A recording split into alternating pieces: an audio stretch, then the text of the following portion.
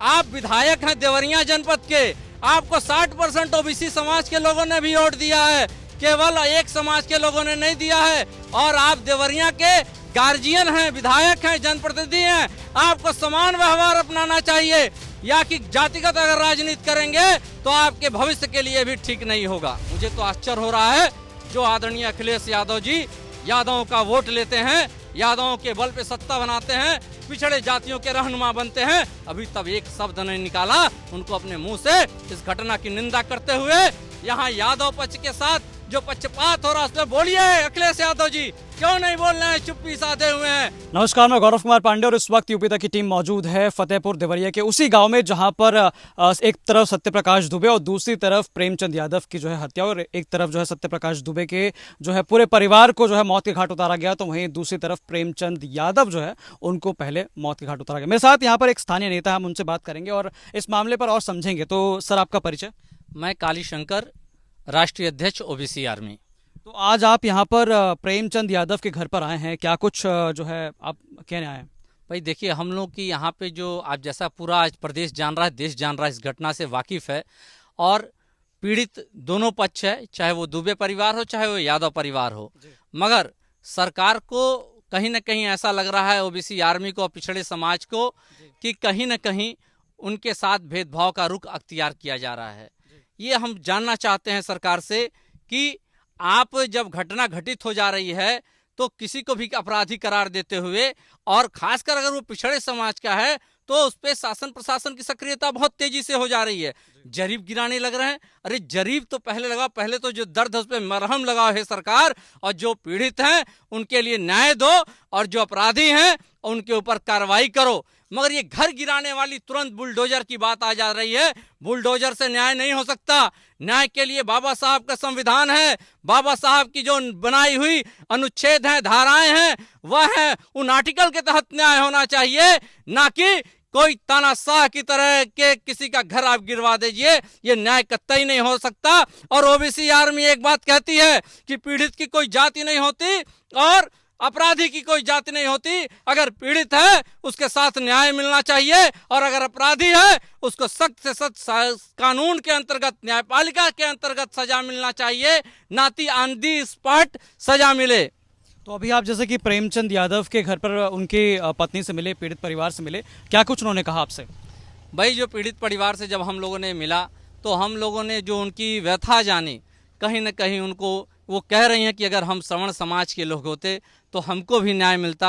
अरे मैं पूछना चाहता हूँ, सरकार सबकी गार्जियन होती है, और इस देश का कोई भी जाति और धर्म का व्यक्ति पहले हिंदुस्तानी है, और उसके बाद संविधान के अंतर्गत जो उसमें चीज़ें हैं, जो आर्टिकल्स हैं, उसके अंतर्गत न्याय मिले। उन्होंने कहा कि अध्यक्ष जी, मुझे लग रहा है हमारे साथ न्याय नहीं होगा, हमारे घर की सारी खतौनी दुरुस्त है, सारी रजिस्ट्री है, मगर शासन कोई न कोई अड़ंगा लगा के उसको ग्राम सभा की जमीन दिखाना चाहता है।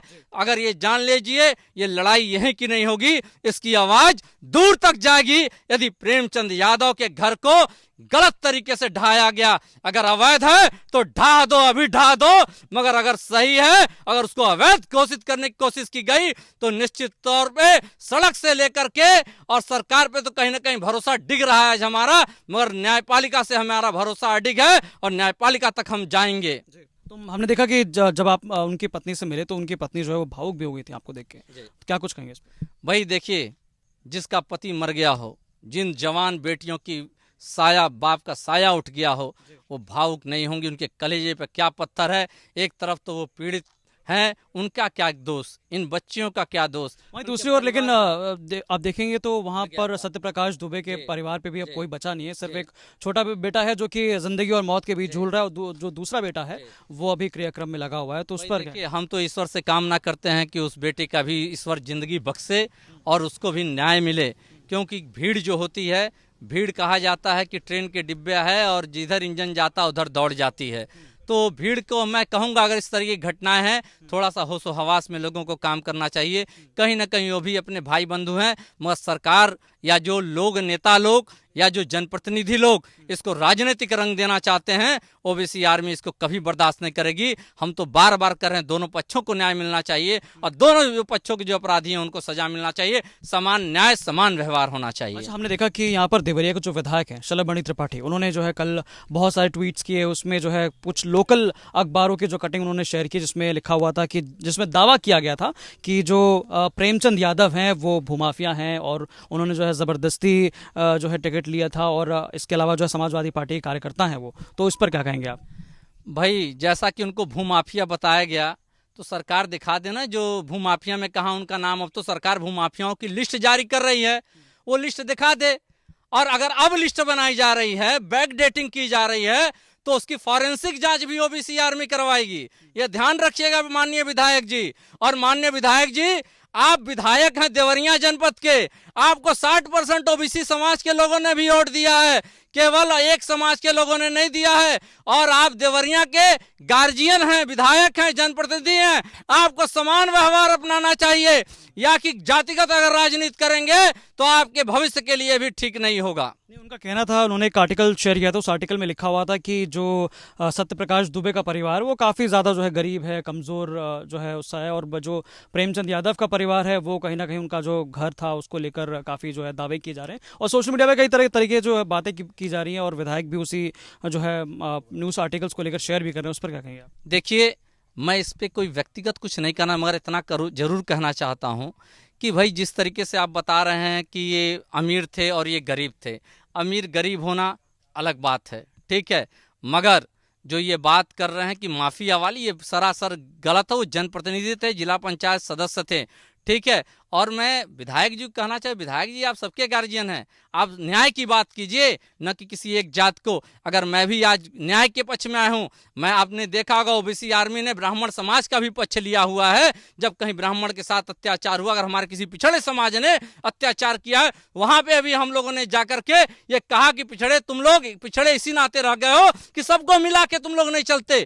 सबको मिला के लेके चलने की जरूरत है, मजबूत देश बनाने की जरूरत है, न कि व्यक्तिगत द्वेष इन राजनीतिक पार्टियों के। और जहां तक आपने समाजवादी पार्टी की बात की, मुझे तो आश्चर्य हो रहा है, जो आदरणीय अखिलेश यादव जी यादवों का वोट लेते हैं, यादवों के बल पे सत्ता बनाते हैं, पिछड़े जातियों के रहनुमा बनते हैं, अभी तब एक शब्द नहीं निकाला उनको अपने मुंह से इस घटना की निंदा करते हुए। यहाँ यादव पक्ष के साथ जो पक्षपात हो रहा है उस पर बोलिए अखिलेश यादव जी, क्यों नहीं बोल रहे हैं? चुप्पी साधे हुए हैं। मगर ओबीसी आर्मी ये एक वर्ग की नहीं है, केवल यादवों की नहीं है, 3,500 पिछड़ी जातियों की ये आर्मी है। और हम न्याय की बात करते हैं, संविधान की बात करते हैं, बाबा साहब अम्बेडकर की बात करते हैं। हालांकि कल जो है शिवपाल सिंह यादव ने कार्यक्रम में जो है इस मुद्दे पर बोला, उन्होंने कहा कि भाई दोनों ही परिवारों को जो है काफ़ी दुख पहुंचा हुआ है। इस पर क्या कहेंगे आप? भाई निश्चित तौर पे अब तक शिवपाल जी को यहाँ आ जाना चाहिए था। अखिलेश जी कहते हैं कि लगातार जहाँ किसी के साथ घटना होती है 5 लाख का उनका 4-2 लाख का पैकेट पहुंच जाता है, मगर अभी तक कोई इनको सहयोग राशि मिली नहीं। और अगर किसी कास्ट में होता तो पहले, अगर यादव क्या मतलब उनको ये डर लगता है कि जातिगत उनके ऊपर आरोप लग जाएगा। अगर यादव की बात करेंगे तो उनको कहा जाएगा ये जातिगत कर रहे हैं, ऐसा नहीं हो सकता। तो जैसा कि अभी आपने चर्चा किया यहाँ पर अखिलेश यादव के ना पहुंचने की, लेकिन शिवपाल सिंह यादव ने कल जो है एक कार्यक्रम में इस मुद्दे पर बात की। उन्होंने कहा कि दोनों ही परिवारों को जो है दुख पहुंचा। इस पर क्या कहेंगे आप? ये लोग भाई देखिए दूर दूर से बात करते हैं और संतुलित बयान देते हैं, दोनों पक्ष को खुश रखना चाहते हैं। न्याय की बात करिए, जो भी नेता हैं, न्याय की बात होनी चाहिए।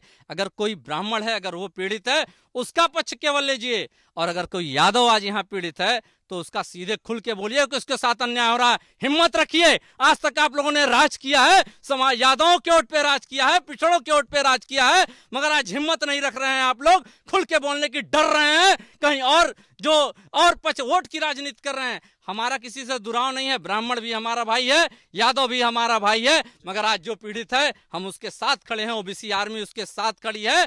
और हम कहते हैं न्याय की बात कीजिए, यही हम कहना चाहते हैं जी। अब इससे पहले जैसे कि हम देख रहे थे कि ओम प्रकाश राजभर जो कि समाजवादी पार्टी के साथ पहले थे, उनकी भी पार्टी की तरफ से उनके जो प्रवक्ता हैं, राष्ट्रीय प्रवक्ता, उन्होंने भी जो है ट्वीट करके इस बात को कहा कि भाई अखिलेश यादव जो है उन्होंने चुप्पी साध रखी है, वो अभी तक क्यों नहीं पहुंचे? इस पर क्या कहेंगे आप? भाई देखिए, ये केवल अखिलेश यादव की बात नहीं है, न कि केवल ये लोग राजनीति कर रहे हैं, राजनीतिक स्टंट इस वक्त इन लोगों ने राजनीतिक स्टंट मचा रखा है। ये राजनीतिक स्टंट क्या है?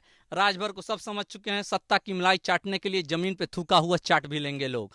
मगर आज अब मैं कहता हूं, थोड़ा सा मैं विषय से 2 मिनट हटना चाहता हूं। एग्जाम्पल के लिए जातिगत जनगणना की लोग बात करते हैं। जब अपने सत्ता में लोग थे तो जातिगत जनगणना क्यों नहीं कराया? आज यही नीतीश कुमार ने जातिगत जनगणना करा करके बता दिया किसकी कितनी आबादी और किसकी कितनी हिस्सेदारी होनी चाहिए। मगर आदरणीय अखिलेश यादव जी जब सत्ता में थे, मैं पूछना चाहता हूं, ये पूरा पिछड़ा समाज, यादव समाज ने पूरा पिछड़ा समाज पूछ रहा है, आदरणीय अखिलेश यादव जी, कि आपने क्यों जातिगत जनगणना तब नहीं कराई? क्या मजबूरी थी? और मैं यह भी पूछना चाहता हूं, अगर मजबूरी तब थी, हो सकता है आप किसी लोगों से घिरे हो, मगर आज सत्ता के बाहर में है, आप रोड पे क्यों नहीं उतरे जातिगत जनगणना के लिए? और अगर रोड पे नहीं उतरे, आपको लगता था कि मुकदमा लग जाएगा आपके ऊपर, तो न्यायपालिका खुली थी, आप न्यायपालिका क्यों नहीं गए? ओबीसी आर्मी न्यायपालिका गई, 7 अगस्त को सुनवाई हुई। 7 अगस्त को उत्तर प्रदेश सरकार को जातिगत जनगणना के लिए हमारी याचिका पर न्यायपालिका इलाहाबाद हाईकोर्ट ने इनको नोटिस जारी किया है।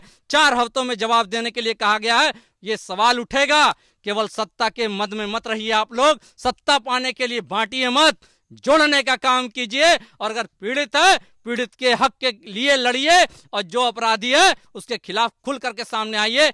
कहा गया है, तीता तीता थू थू, मीठा मीठा गप गप। अब यह नहीं चलेगा। यादव समाज और ओबीसी समाज सब समझ चुका है। तो बेसिकली अब दोबारा हम मुद्दे पे आते हैं। तो जिस प्रकार से यहाँ दोनों परिवारों को जो है दोनों परिवारों की तरफ से जो है मौतें हुई हैं, इस पर प्रशासन जो कार्रवाई कर रहा है, उससे आप उस पर आप क्या कहेंगे? भाई बेचारा प्रशासन मैं क्यों कह रहा हूँ? प्रशासन तो जो सत्ता की तरफ से जो इशारे होंगे वही करेगा। प्रशासन को जो इशारा हो रहा वो इशारा कर, प्रशासन तो हर जगह मुस्तैद रहता है। लोग दोषी प्रशासन को दिखा रहे हैं, मगर सही अगर देखिए तो कहीं ना कहीं जो सत्ता में बैठे लोग हैं वो दोषी हैं, जो जनप्रतिनिधि हैं, जो जातियों का आग लगाने का काम कर रहे हैं वो दोषी हैं। मगर ओबीसी आर्मी जानती है, न्यायपालिका के भी लिए भी हम लोग तैयार। मेरा सवाल ये इसलिए था क्योंकि जो सत्यप्रकाश दुबे की बड़ी बेटी थी, उन्होंने भी जो है ये आरोप लगाया कि सीएम पोर्टल पर कई बार जो है शिकायतें की गई थी, लेकिन शिकायतों के बावजूद जो है कोई उसका निस्तारण नहीं हो पाया। इस पर क्या कहेंगे? भाई देखिए, आज तो लोग ये निस्तारण पोर्टलों के लिए योगी जी ने ऑनलाइन कर दिया है सब कुछ। ऑनलाइन व्यवस्था के अंतर्गत एक टाइमलाइन होती है, और जब आप जांच करेंगे, आप आदरणीय पत्रकार हैं, आप सब जानते हैं, और जब आप जांच करेंगे ऐसी लाखों रोज शिकायतें होती हैं शिकायत पोर्टल पे, मगर उनके निस्तारण जब होता है, आप देखिएगा एक तरीके का स्टैंडर्ड बना लिया गया है, एक स्टैंडर्ड जवाब डाल दिए गए, यहाँ सब वो कर दिया गया, हो गया। मगर आप देखिए वहाँ लोगों को व्यक्तिगत बुलाया जाता, कहीं ना कहीं भ्रष्टाचार की बू है इसमें। जो अधिकारी हैं, जो कर्मचारी हैं, व्यक्तिगत बुलाना चाहते हैं लोगों के लग, उनसे आए, डील करें, बात हो। चाहे अब कोई बड़ा मामला बन जाता है इस तरीके का तो सबका हाथ पैर फूल जाता है, कुछ लोगों के ऊपर कार्रवाई हो जाती है। मगर इसके लिए एक सिस्टम बनाना पड़ेगा, और वो सिस्टम तब बनेगा जो संविधान के अंतर्गत स्वस्थ मानसिकता के साथ जब काम किया जाएगा, तब सिस्टम होगा, तब जनता समृद्धि और सुख को प्राप्त करेगी। और जो ये आपका जो पोर्टल, आप विदेशों से तमाम सारी चीजें सीख रहे हैं, वहां पे तो क्विक ये क्या बोलता है, निस्तारण का सिस्टम है। वहां पर मतलब 2 से 3 दिन नहीं लगता, निस्तारित हो जाता है। पंचों को, जो ग्राम पंचायतें हैं, उनको पावर दी गई है। कहीं ना कहीं इसमें शासन प्रशासन का भी दोष है। तो फाइनल कमेंट मैं आपसे लेना चाहूंगा, क्या कहेंगे इस दोनों ही परिवारों के प्रति जो आज घटना हुई है, उसको लेकर क्या कहेंगे आप? ये घटना बहुत ही दुखद है। दोनों परिवार पीड़ित हैं, दोनों परिवारों को न्याय मिलना चाहिए। एक तरफा किसी के ऊपर कार्रवाई नहीं होनी चाहिए, भेदभाव नहीं होना चाहिए। सरकार, नेता, शासन और प्रशासन को संयम के साथ जोड़ते हुए जो अपराधी है, अपराधी को सजा मिले, जो पीड़ित है उसको न्याय मिले, यही कहना चाहता हूँ। बहुत बहुत शुक्रिया। तो हमारे साथ इस वक्त मौजूद थे ओबीसी आर्मी के अध्यक्ष, जो कि हमें बता रहे थे किस प्रकार से इस घटना को लेकर जो राजनीति हो रही है वो भी, और साथ साथ जो प्रशासनिक स्तर पर जो कार्रवाइयां हो रही हैं उनको लेकर भी उन्होंने अपना जो है पूरी बात रखी है। बाकी तमाम अपडेट्स के लिए आप बने रहिए यूपी तक पर, पढ़िए यूपी तक की वेबसाइट, जिसका लिंक जो है वो डिस्क्रिप्शन बॉक्स में। धन्यवाद।